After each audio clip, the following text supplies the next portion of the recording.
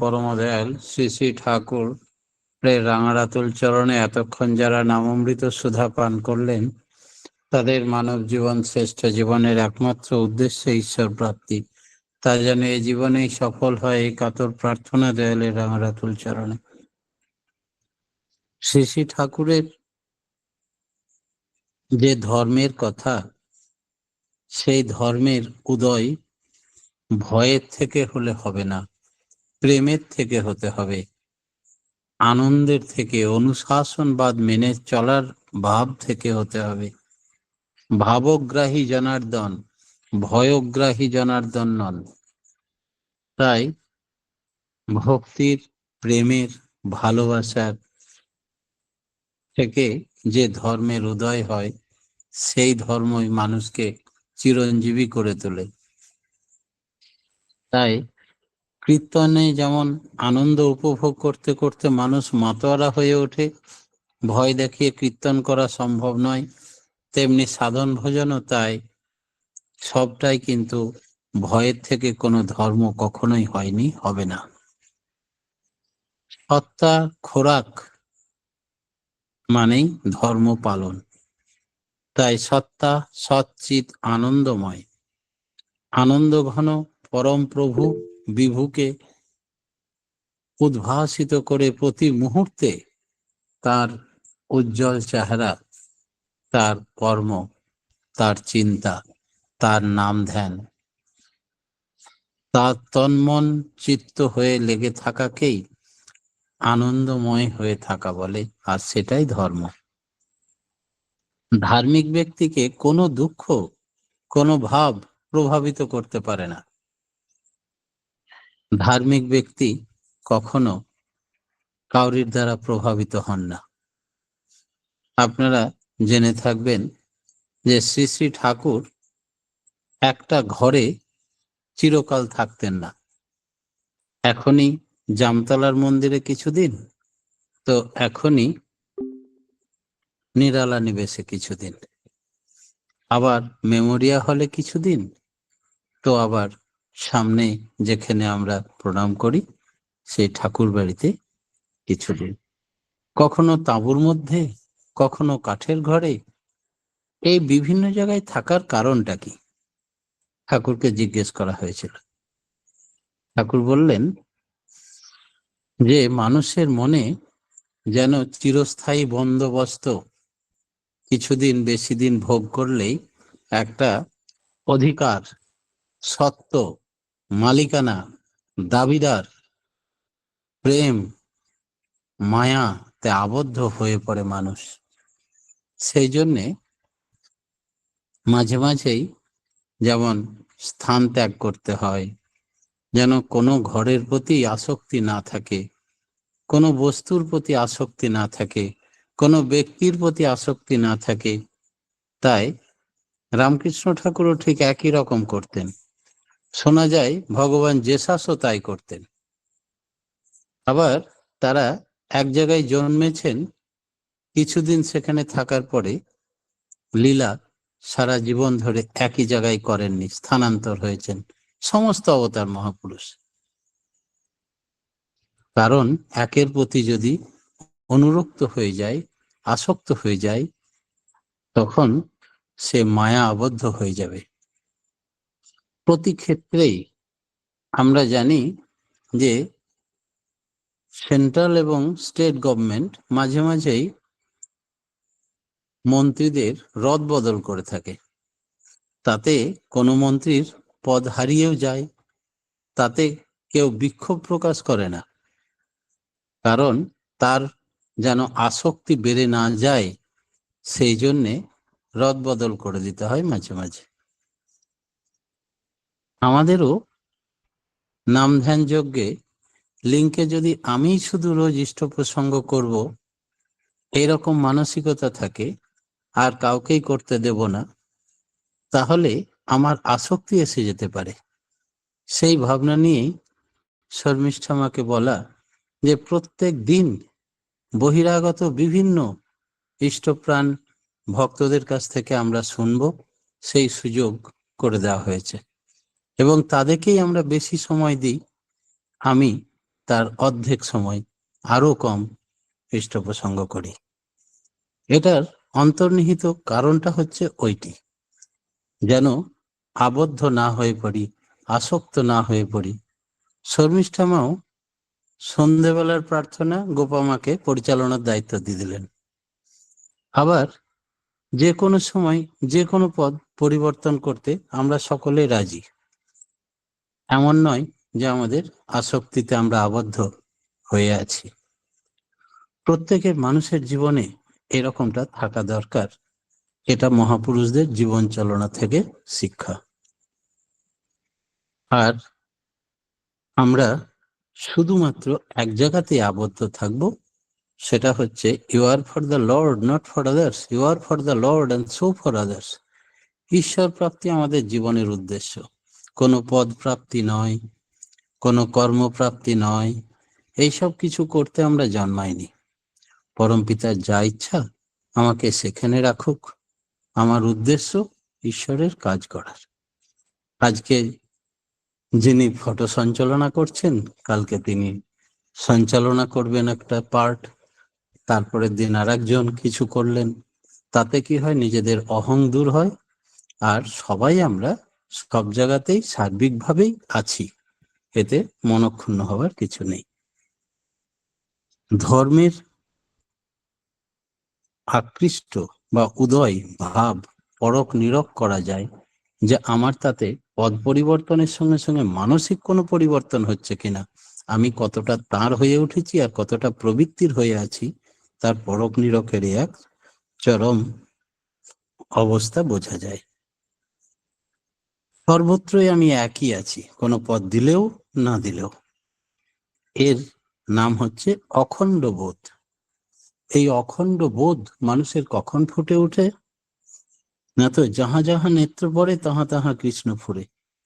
আমি যদি আশ্রমে ঝাড়ু দিই তবুও আমি ঈশ্বরের কর্মী, যদি আমি বসে বসে নাম ধ্যান করি তবুও আমি ঈশ্বরের কর্মী, যদি আমি সঞ্চালনা করি তবুও আমি ঈশ্বরের কর্মী, যদি আমি কিছুই না করি শুধুই জয়েন করি তবুও আমার শ্রদ্ধা, ভক্তি, ভালোবাসা, প্রেম কিছুতেই ক্ষুণ্ণ হবে না। তখনই বোঝা যাবে আমি অনর, আমার সাধন ভোজন যথার্থ হচ্ছে। একজন ঠাকুর বলছেন সো অহং। সাধন মানে হচ্ছে আমি সেই, আমি তার অংশ, আমি তাঁরই অংশ, বুদ্বুদ। তাই পৃথিবীর সমস্ত সৃষ্টি তার থেকে। তাই যে ধারেই তাকাই আমার প্রভুকেই দেখতে পাই। একজনকে যদি আমি আঘাত দিই, কোনো পরিকল্পনা করি, চক্রব্যূহ রচনা করি, তো নিজের জালে নিজে জড়িয়ে পড়ব। ঠাকুর বললেন কারো প্রাণে তুই দিস নে আঘাত, সে আঘাত লাগে ঠাকুর ঘরে।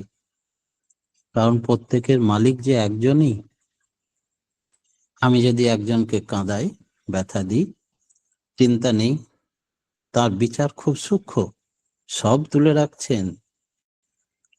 Every action will be equal and opposite reaction. প্রস্তুত থাকতে হবে সেই কর্মের ফল ভোগ করার জন্য। সমস্ত কিছুর মধ্যে তিনি, এই ভাবটা যখন মানুষের প্রকট হয়ে ওঠে তখন অখণ্ড বোধ ফুটে ওঠে। তখন একা মানুষ অপর মানুষের বিরোধিতা করতে পারবে না। আর যখন বিরোধিতা করছে তখন জানবে সে ইষ্টের হয়ে ওঠেনি। আর যখন ইষ্টের হয়ে ওঠেনি তার সঙ্গ ত্যাগ করো, না হলে পচা আলুর মতো তার সঙ্গ করলে বিষ ছড়িয়ে সকলকে নষ্ট করে ফেলবে।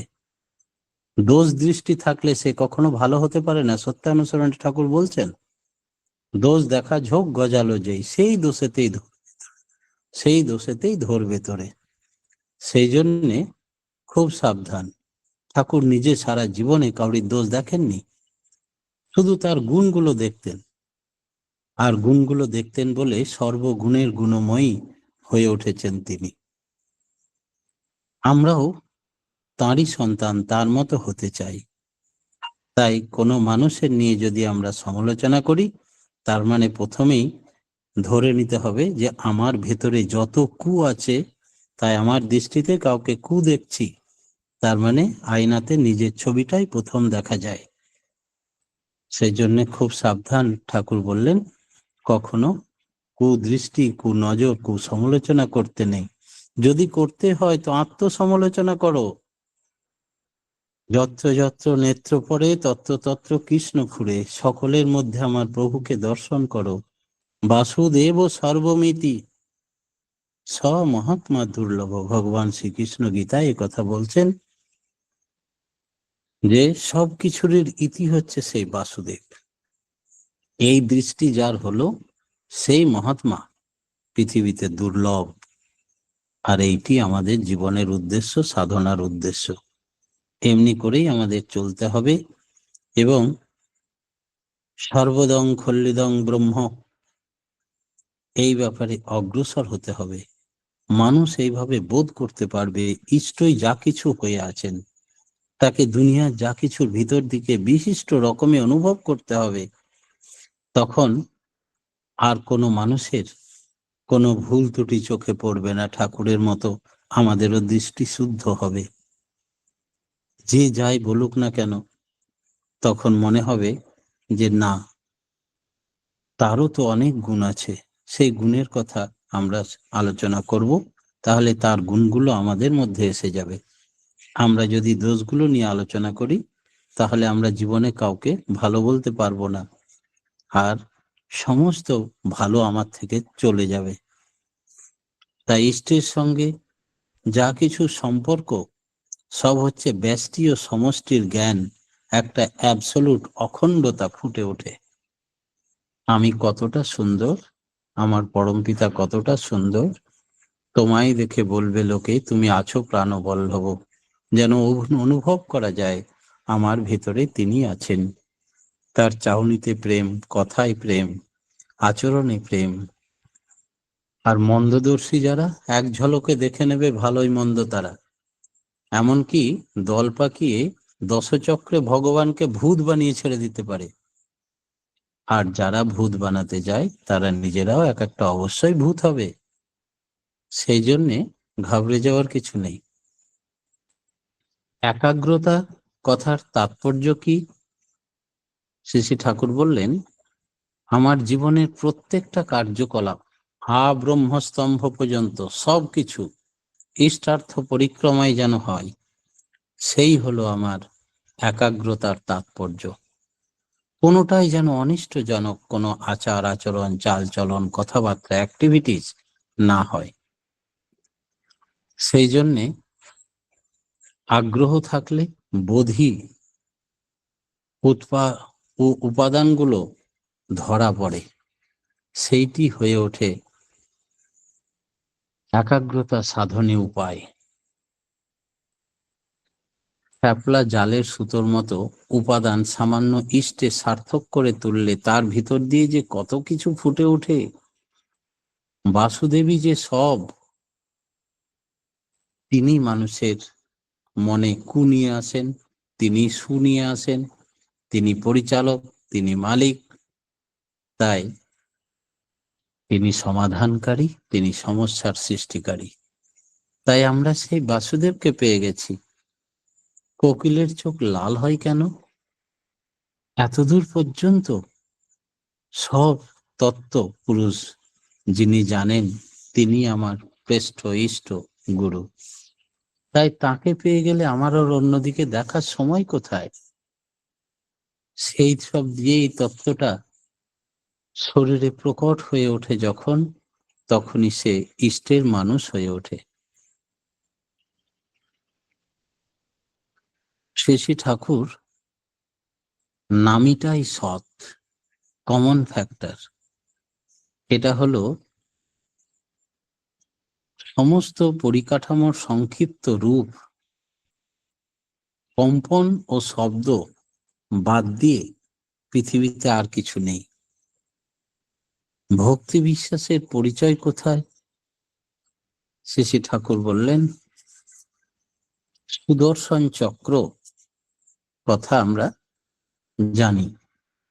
সুদর্শন চক্র মানে সাম্যক দর্শন। ভগবান শ্রীকৃষ্ণ ছিলেন সুদর্শন চক্রের ধারক, বাহক। মালিক। চক্র মানে হরাইজন, দিগন্ত, দূরে বা নিকটে যা কিছু খুঁটিনাটি, যা কিছু, সব কিছু অন্তর্ভেদী দৃষ্টি দিয়ে তিনি দেখতে পান। কিছুই তার চক্ষু এড়াতে পারে না।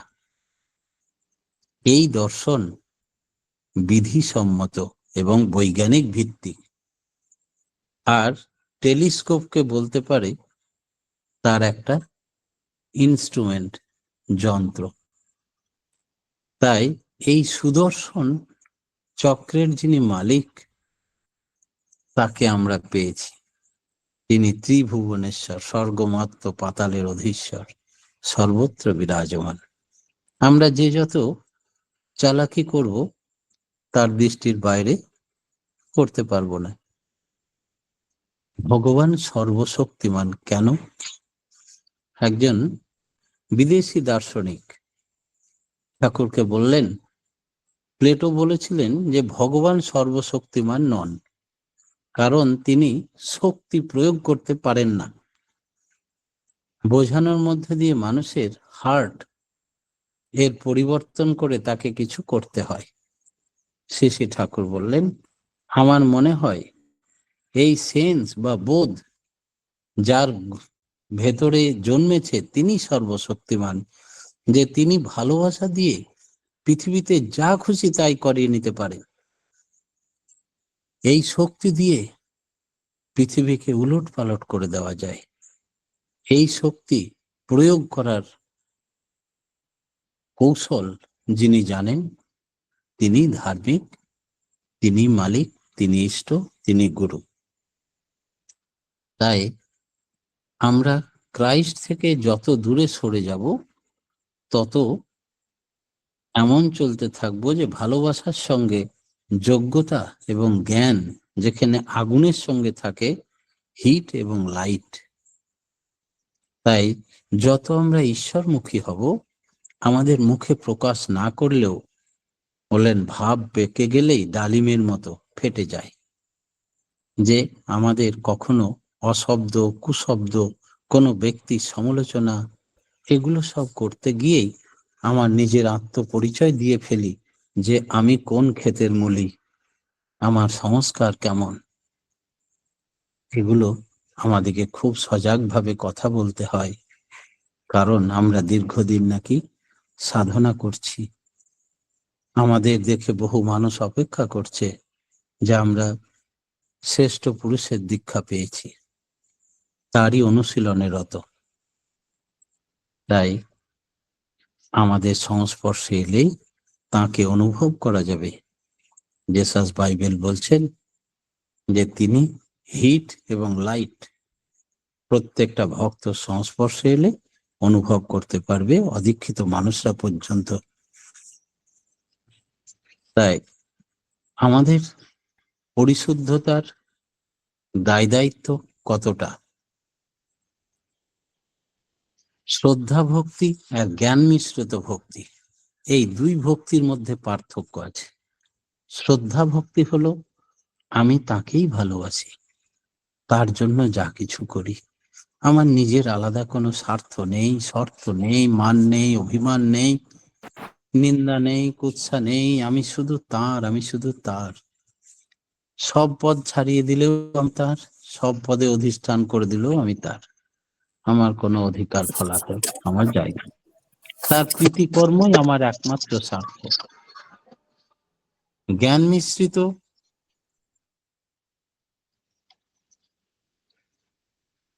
মিশ্রিত ভক্তির মধ্যে অনেক সময় বিবেচনা থাকে, কিন্তু শ্রদ্ধা ভক্তিতে তা থাকে না। ভক্তির পিছনে থাকে কর্ম, সেবা, পরিপূরণ, পরিপোষণ, পরিরক্ষণ। তা থেকে আসে জ্ঞান। মহাপ্রভু ছিলেন পরম ভক্ত, কিন্তু সেই ভক্তিতে ছিল কি বিপুল জ্ঞান সম্পদ, জ্ঞান ভান্ডার। হরি হরি করলে মানুষের কি উন্নতি হয়? শ্রী ঠাকুর বললেন, যে যত হরি হরি করবে তার তত অজ্ঞানতা কেটে যাবে। কারণ হরি যিনি, তিনি সব হরণ করে নেন। যে 24 ঘন্টা শুধু অজপা নামটুকু অভ্যাস করতে পেরেছে, তার সমস্ত কালের কলুষ তিনি হরণ করে নেন। সে দেবতার আশীর্বাদ পুষ্ট হবেই, তাকে মুখে বলে প্রকাশ করার দরকার হয় না। তিনি অসৎ কে হরণ করেন, তাই তিনি হরি। যার সত্তা আছে সে কখনো অসৎ হয় না। যে অসৎ ঝোঁকা, সে সৎ দেখতে পায় না। তার সঙ্গ পরিহার করো। সত্তাকে তিনি নষ্ট করে দিতে চান। আপনি কি কখনো আপনার রোগীকে মারতে চান? প্রাণপণ দিয়ে চেষ্টা করেন তাকে বাঁচাতে। তাই বিধাতাও তার সৃষ্টি সন্তানদের সবসময় বাঁচাবার জন্য আকুল হয়ে আছেন। যে সেখানে কুয়ের ঢেউ লাগিয়ে দেয়, তার সঙ্গ পরিহার করা দরকার। কারণ তার প্রকৃতিটাই এমন। যে জন্যই হোক আর যেমন করেই হোক, আমাদের সবাইকে সুস্থ স্বাস্থ্য আনন্দে থাকতে হবে। যে কদিন আছি এই ধরাতে, আমাদের পিতা হচ্ছেন সচ্চিৎ আনন্দ ঘন। অসীমকে ধারণ করা যায় কখন? মানুষের জীবন নশ্বর। তবে আমাদের পূর্বপুরুষ বলেছেন, আমরা অমৃতের সন্তান। চলতে চলতে আমরা হয়তো অমৃত তত্ত্ব লাভ করতে পারবো। আমাদের স্মৃতিবাহী চেতনা যদি থাকে, তবে মরাটাও মরা নয়। গীতায় যেমন আছে, মৃত্যুটা শুধু দেহের খোলস ত্যাগ করা মাত্র, করা ছাড়া আর কিছু নয়। আমরা স্মৃতি ও শরীর অনন্তেরই একটা সসীম অভিব্যক্তি। অনন্তের বীজ এতে আছে। অনুশীলন করতে করতে মানুষের বিবেকের জাগরণ হয়, চৈতন্য ঘটে। বেদান্ত বলে সব মায়া। তাই মায়াতে বেশি আবদ্ধ হতে নেই। মায়াতে দুঃখ ছাড়া আর কিছু পাওয়া যায় না। যিনি চিরশাশ্বত, যিনি মায়াধীশ, যেখানে মায়া নেই, তিনি পরমপিতা। কোনো ব্যক্তিকে বা বস্তুকে ভালোবেসে সময় নষ্ট করে মায়াতে আবদ্ধ হয়ে নিজেকে ছতছন্ন করো না, অপরের ক্ষতি করো না। তার কারণ তার থেকে তুমি শুধু দুঃখ পাবে।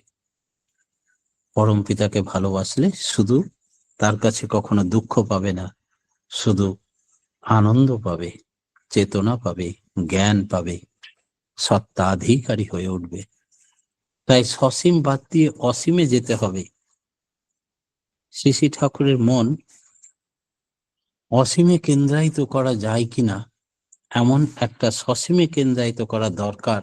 তার ভিতর দিয়ে ভূম চেতনা উদ্ভিন্ন হয়ে ওঠে। তাই ঠাকুর বললেন, অসীম যখন সসীম হয়ে সীমাতে লয় স্থান, বৃত্তিভেদী টান হলে তাই দেখবি ভগবান। ঠাকুরও সাধারণ মানুষের মতো জন্মেছিলেন এবং মানুষের মতো সব গুণই তার মধ্যে দেখা যেত। তিনি মানুষের মতো আহার নিদ্রা সবই করতেন, জ্বর অসুখ সবই হতো। বহু মানুষ সেটা দেখে ভাবতো এ তো সাধারণ মানুষ, তার ঠাকুরের ঠাকুরত্ব দর্শন হলো না, তাই তার দীক্ষাও হলো না, বা দীক্ষা হলো তো তার গভীরে পৌঁছালো না, তাই তার মুক্তি হলো না। আর যে ব্যক্তি তার দর্শনই হয়তো করেননি, কিন্তু ধ্যানে তার সঙ্গে কথা বলেন, নিয়ত দর্শন করেন, তিনি তার নাম করতে করতে বাকসিদ্ধ হন। সেখানেই তার সাধনা সফল। সেই জন্য নির্ভর করে তার জ্ঞানের গভীরতা। একজন সাধককে কেউ হয়তো পাগল বলতে পারে, আবার একজন সাধককে কেউ মহর্ষি বা ঋষি উপাধি দিতে পারে। প্রত্যেকের ভাব অনুযায়ী তার ভাষা প্রয়োগ হয়, আর এই ভাষা দেখে বোঝা যায় তার মনের ভাবটা কেমন, সে কোন প্রকৃতির মানুষ। শ্রী শ্রী ঠাকুর বলছেন, গণিতিক ভাবে যিনি হয়েছেন বাস্তবে, তার কাছে গণিত শিখতে যেতে হবে। সসীমকে বাদ দিয়ে তুমি অসীমকে বুঝতে পারবে না। তাই আচার্য সঙ্গ করো। আর ব্রহ্ম সত্য, জগৎ মিথ্যা। ঠাকুর বললেন, আমার মনে হয় ব্রহ্ম সত্য, জগৎ সত্য। মিথ্যা হলে আমার এই শরীর দিয়েই তো সাধনা। ব্রহ্মকে উপলব্ধি করার উপায় হচ্ছে এই বাস্তব শরীরের সাধনার মাধ্যমে। এটাই সাধনার যন্ত্র। তাই জগৎ পরিবর্তনীয়, সৎ ব্রহ্ম অপরিবর্তনীয় সৎ। তাহলে জগৎ হচ্ছে পরিবর্তনীয় সৎ, আর ব্রহ্ম হচ্ছে অপরিবর্তনীয় সৎ। তাই ভক্তির পথটাই ভালো, এর ভিতর দিয়ে চরম সত্যে পৌঁছানো যায়।